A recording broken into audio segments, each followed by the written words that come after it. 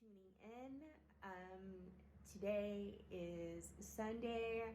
I am still in my bed and trying to just rejuvenate myself this day. I have moved into a new home and it has been a hectic transition. This house transition has been the most challenging out of all of the moves that I have experienced since I've been here in Tanzania. This is my first home that came unfurnished, but it was also unfinished, and so there were quite a bit of repairs that had to be done in order to bring it up to standard for my son and I to live in it.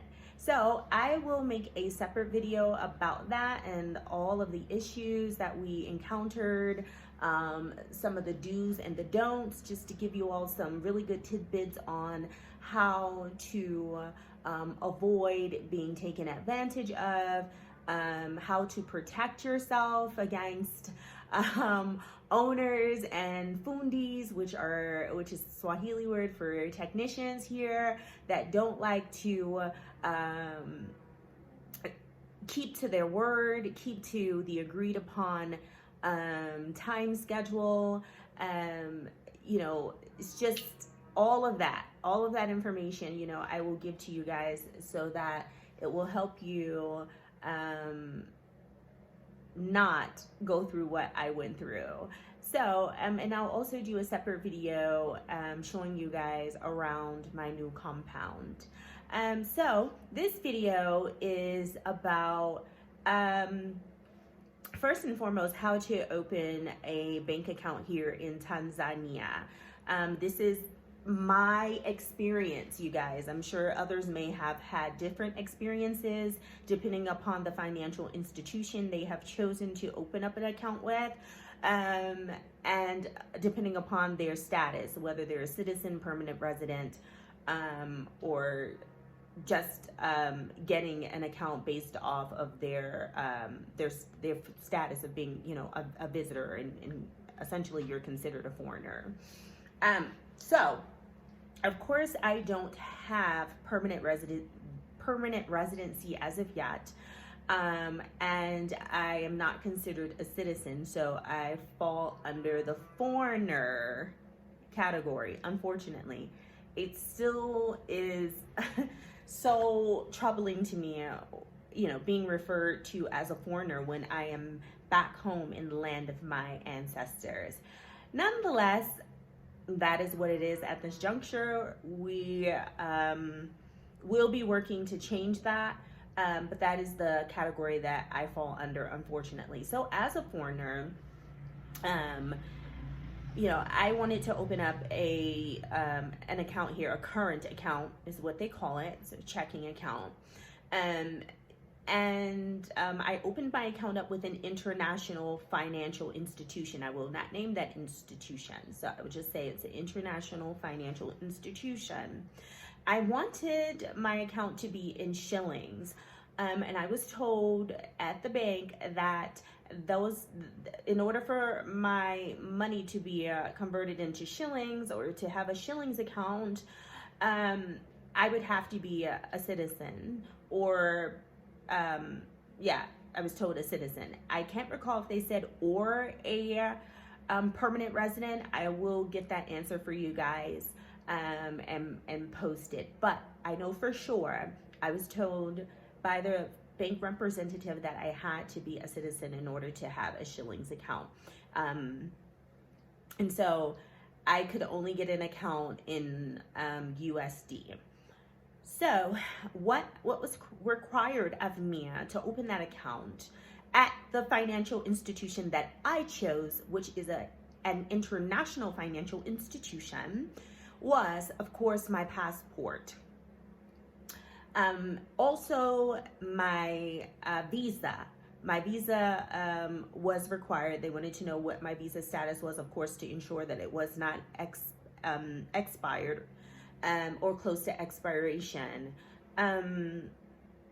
I was told that some institutions, if you have an multiple entry and visa, and it's a year visa, a year multiple entry visa, that does afford you, some additional services. So I didn't go into what those were. They weren't really applicable to what I was looking for, which was a shillings account. So I was hoping that it would allow me to open that. But after checking, she was told that no. So you will need your visa as well. And this particular financial institution required what was called an introduction letter. And that letter has to be from a Tanzanian lawyer, and they have to write it and introduce you, so to speak. It's like a vouching for you. And, they would state your name, state, if you have a business, what that business is in the States, your address in the States, and just, basically introducing you with all of the aforementioned information to the financial institution, which again is pretty much just a vouching. So you can pay for the service. They have lawyers that can do that for you, that are connected to the financial institution. I just so happen to have a lawyer here, know a lawyer here who helped me with an issue that I was having with a previous compound that I occupied. So she was able to write that letter of introduction up for me and send it over to the bank representative.